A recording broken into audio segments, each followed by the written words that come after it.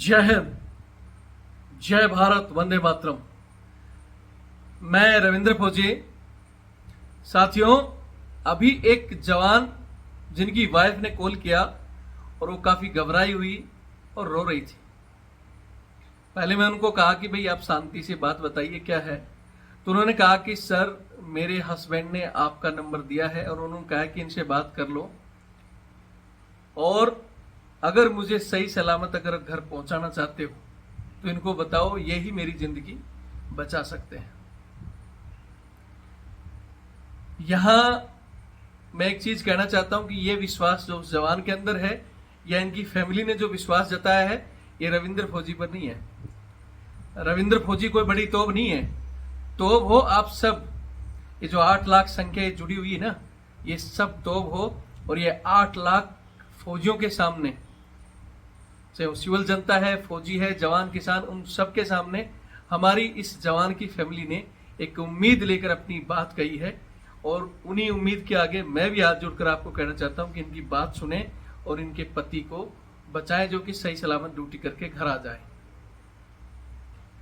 आपको बताना चाहता हूं कि इनके जो हस्बैंड हैं वो कैटेगरी हैं और उनको प्रॉपर बाकायदा नियम कानून के तहत डॉक्टर ने लिखित में एक्सक्यूज दिया है, कोल्ड एरिया और हाई एल्टी। यानी ये हाई एल्टी और कोल्ड एरिया में अगर रहेंगे तो इनकी जान को खतरा है। आपको बता दूं,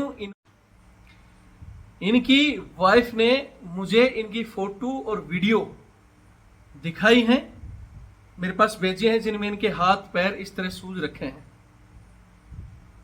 वो कैटेगरी का डॉक्यूमेंट जिसमें डॉक्टर ने इन्होंने एक्सक्यूज इनको लिखा हुआ है कि भाई आपको उस इलाके में नहीं जाना है। लेकिन इनको आज इनकी जो ड्यूटी है जम्मू कश्मीर,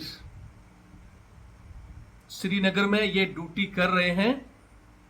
और बहुत से हमारे जवान कहते हैं कि भाई आप सर यूनिट का नाम नहीं बताते, फलाना निकड़ा। तो मैं आज आपको इतना जरूर बता देता हूं पहले कि ये जवान सिग्नल के हैं। और जब से हमने भी ड्यूटी की है, जब भी हम सेना में रहे या बाहर कहीं से भी पूछ लो, सिग्नल कोर को बहुत ज्यादा कानूनी कोर बताया जाता है कि सिग्नल तो बिल्कुल पेपर वर्क से चलती है। ये मैं नहीं कहता, बहुत से साथी जितने भी हैं जुड़े हैं उनसे भी पूछ लेना या किसी से पूछ लेना।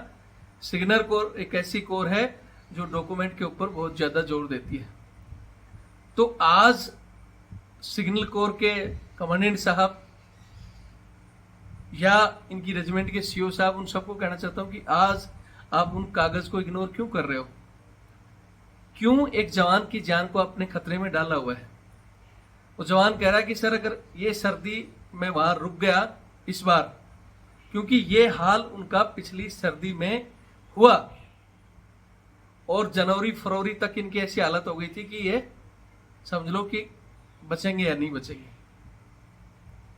हालांकि इन्होंने ये बताया कि इनके सीओ साहब ने और इनके एसएम साहब ने इनका सपोर्ट किया, उन्होंने इनके लिए लेटर भी लिखा इनके रिकॉर्ड को, लेकिन वहां से कोई जवाब नहीं आया। बोला हमें कोई मतलब नहीं। और ये अभी वहीं है। जब इन्होंने मेरे पास ये चीजें भेजी थी इनकी वाइफ ने, उस समय मैंने कहा था कि आप अपने लेवल पर कुछ कर लो एक बार, हो सकता है तो, क्योंकि हम करेंगे तो फिर लोगों को एलर्जी भी लगती है, मिर्ची लगती है कि हमारी तो रिकॉर्ड का नाम खराब, फलाना निकला। तो आप एक जवान को आपने ये कहकर छोड़ दिया कि हमें क्या मतलब। आपको पहले एक बार इसका मोटा मोटा कहानी बता देता हूं। जवान कुछ दिन पहले इनकी ड्यूटी पंजाब में थी। ये पंजाब में अपनी ड्यूटी वगैरह कर रहे थे और इनकी सर्विस कंप्लीट हो चुकी। सर्विस कंप्लीट होगी, ये कैटेगरी है। आगे इनको आया कि भाई आप सर्विस बढ़ाना चाहते हो, नहीं तो इन्होंने लिख दिया भाई मेरे बस की बात नहीं है, मैंने बड़ी मुश्किल से अपनी सर्विस पूरी की है और मैं रिटायरमेंट जाना चाहता हूं। लेकिन उस समय इनकी पीस स्टेशन में ड्यूटी थी और समय ऐसा था, आपको पता ही होगा कि अग्निवीर योजना लाई गई, बीच में भर्तियां नहीं हुई, डिफेंसेंसी चली। तो इनके वहां के पुरानी यूनिट के सीओ साहब ने लोगों ने गाइड करके कि यार तेरा यही समय निकल जाएगा, तेरे को ऊपर कोई नहीं भेजेगा और तू विलिंग करके 2 साल बढ़ा ले, क्योंकि फौज को इस समय तुम्हारी जरूरत है। बंदे को ये कहा गया फौज को तुम्हारी जरूरत है, बल्कि जिसने अपनी पहले ही सर्विस कंप्लीट कर दी, फिर भी इन्होंने उन सबके कहने से विलिंग कर दिया कि ठीक है भाई मैं 2 साल और ड्यूटी कर लूंगा। 2023 में ये रिटायरमेंट आना चाहते थे, लेकिन उनके कहने पर सेना को डिफिशियंसी को देखते हुए या जो भी चीजें इन्होंने विलिंग कर दिया।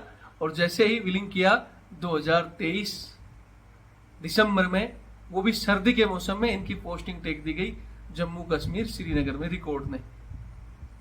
जबकि रिकॉर्ड को पता है कि बंदा कैटेगरी है और वो भी कोल्ड एरिया और हाई एल्टीट्यूड के लिए एक्सक्यूज है। इनको वहां टेक दिया, वहां ये पहुंचे और पहुंचते ही सीओ साहब को इन्होंने इंटरव्यू में ही बता दिया, एसएम साहब को और सीओ को, कि साहब ऐसे ऐसे मेरी समस्या है और मैंने उन लोगों के कहने पर विलिंग किया था कि अगर आप मेरे को पीस में नौकरी करना चाहते हो तो मैं 2 साल पे आप कह रहे हो तो मैं कर लूंगा। और जैसे ही मैंने विलिंग किया और 2 महीने बाद ही उठाकर मेरे को यहाँ फेंक दिया गया और मैं यहाँ सर्विस नहीं कर पाऊंगा। आप या तो मेरे को वापस रिटर्न कर दो, रिकॉर्ड में भेज दो, और या मेरा डिस्चार्ज वापस मंजूर करवाओ, मैं तो घर चला जाऊंगा।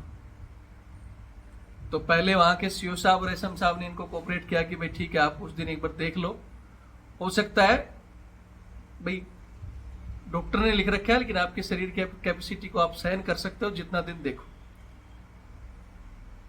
श्रीनगर में दिसंबर की सर्दी और मौसम का जो भी वो है सबको पता है वहां, और जैसे जैसे बर्फ वगैरह गिरी जवान के हाथ पैर सूजना शुरू हो गए, इनका चलना फिरना धीरे धीरे मुश्किल हो गया। इन्होंने फिर सीओ साहब के पास हालत दिखाई कि साहब ये देखो मेरी हालत तो बहुत बुरी है और तकलीफ ज्यादा बढ़ जाएगी, आप कुछ करो। तो उन्होंने कहा कि ठीक है भाई हम लेटर लिखते हैं कि इसको वापस डाउन कर लो, नीचे बुला लो। रिकॉर्ड को लेटर लिखा, नहीं साहब कोई जवाब रिस्पॉन्स नहीं आया। जब रिस्पॉन्स नहीं आया तो इन्होंने अपने हेड साहब को, एसएम साहब को, सीओ साहब को बताया कि साहब मेरा जो मैंने विलिंग किया था मैं वो अनविलिंग करके, क्योंकि अब जैसे इन्होंने विलिंग किया इनकी सर्विस 2025 तक बढ़ गई, अब 25 को बोर्ड होगा तब ये जाएंगे। तो उस समय रिकॉर्ड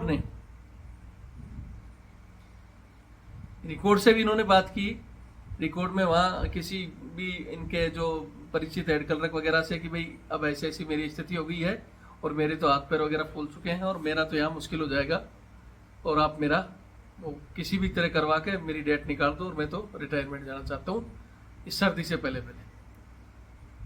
तो बोला ठीक है आप अपने हेड साहब से, सीओ साहब से लिखवा कर भेज दो, हम करेंगे यहाँ। उस समय इनके रिकॉर्ड में जो कमांडेंट साहब थे, जैसा कि उदाहरण के तौर पे इन्होंने बताया कि सर मेरे साथ के एक और जवान ने, किसी ने, एक हवलदार ने सर्विस बढ़ा ली थी, लेकिन उनके साथ भी सेम कोई समस्या आई तो उन्होंने तुरंत बात करके वो भेजा और उनका जो कमांडेंट साहब थे उन्होंने रिकमेंड कर दिया और वो बंदा पेंशन चला गया।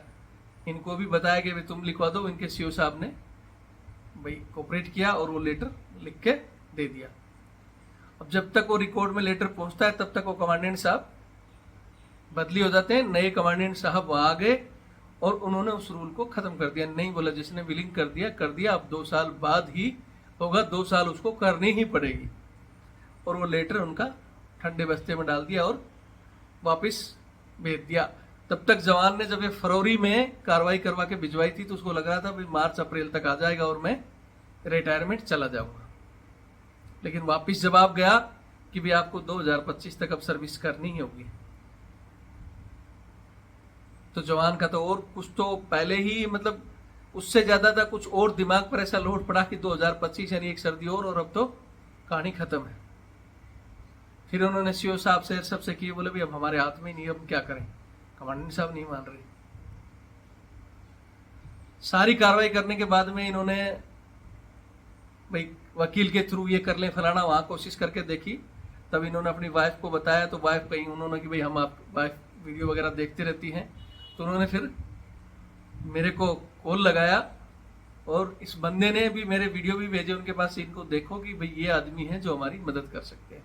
तो मैं पहले कह दिया कि रविंद्र फौजी तो नहीं, रविंद्र फौजी के पास 2 ही रास्ते हैं। मैंने बोला था कि भाई ये तो आपके कमांडेंट साहब के नंबर दे दो, वहां के जो भी आयर अथॉरिटीज है उनके नंबर दो, क्योंकि आपके सीओ साहब, एसएम साहब वो तो आपको कोऑपरेट कर ही रहे हैं, तो उनसे बात करने से कोई फायदा नहीं, क्योंकि वो तो कह रहे हैं कि भाई हमारा काम है इन चीजों को फॉरवर्ड करना और वो कर रहे हैं उसमें, लेकिन रिकॉर्ड दिक्कत कर रहा है तो आप भाई नंबर दे दो। तो बोले सर मेरे पास नंबर वगैरह नहीं है।